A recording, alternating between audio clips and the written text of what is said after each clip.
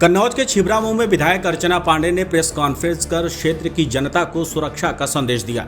पश्चिमी बाईपास स्थित नहर कोठी पर आयोजित प्रेस वार्ता में विधायक ने कहा कि क्षेत्र पूरी तरह सुरक्षित है और अफवाह फैलाने वाले सरकार को बदनाम करने की साजिश कर रहे हैं। उन्होंने जनता से अपील की कि ऐसी अफवाहों पर ध्यान न दें और किसी भी संदिग्ध गतिविधि की सूचना तुरंत पुलिस या डायल 112 पर दें। इस दौरान पुलिस उपाधीक्षक प्रियंका वाजपेयी सहित कई जनप्रतिनिधि मौजूद रहे। नहर कोठी पर आज विधायक अर्चना पांडे ने एक प्रेस वार्ता की, जिसमें उन्होंने साफ कहा कि जो भी बेवजह सरकार को बदनाम कर रहे हैं कि चोर बदमाश ड्रोन वगैरह जो उड़ रहे हैं, इस तरह से सरकार को बदनाम कर रहे हैं। ऐसे में ग्रामीण व शहरी क्षेत्र के लोग अफवाहों में ना आएं। वहीं उन्होंने पुलिस के साथ बैठकर एक प्रेस कॉन्फ्रेंस की। इस दौरान उन्होंने कहा कि जो भी अफवाह फैला रहे हैं वो कहीं ना कहीं सरकार के विरोधी द्वारा जो कार्य किया जा रहा है उनके साथ सम्मिलित हैं। वहीं अगर कहीं भी चोर या बदमाश दिखते हैं, तत्काल डायल 112 संबंधित थाना में सूचना दें या उनको विधायक अर्चना पांडे को भी क्षेत्रीय जनता कभी भी फ़ोन कर सकती है।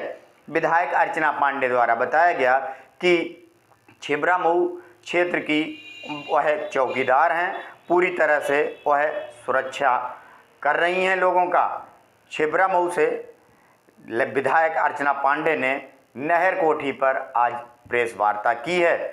वहीं कन्नौज से विवेक दीक्षित, नेशन नाउ कन्नौज।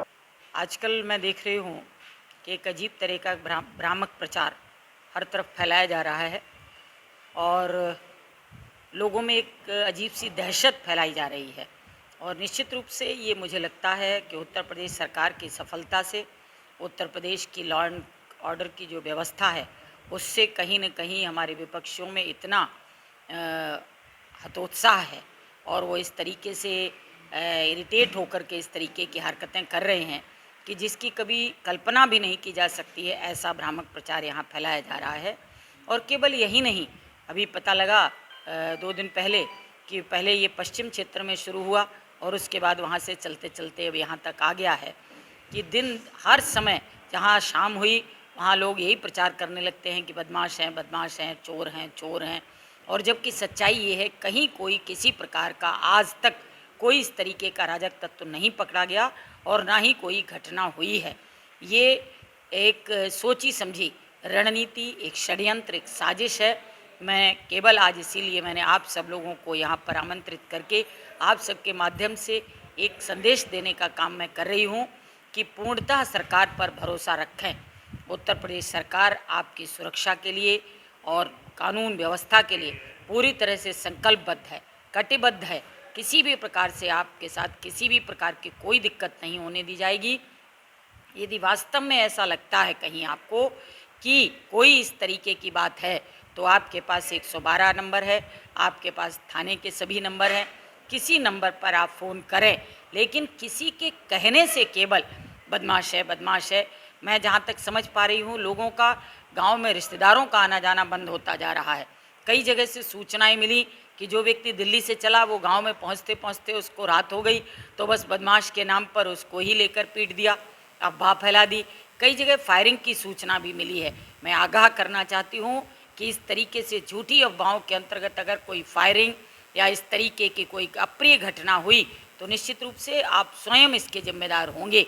सरकार आपकी सुरक्षा के लिए पूर्णतः कटिबद्ध है और मैं भी आपके द्वारा, आपके वोटों के द्वारा चुनी हुई आपकी चौकीदार हूँ। यदि आपको कहीं कोई ऐसी बात लगती है तो आप आधी रात को भी मुझे फ़ोन करके बताएं, मैं भी आपके पूर्णतः सहयोग के लिए तत्पर रहूँगी।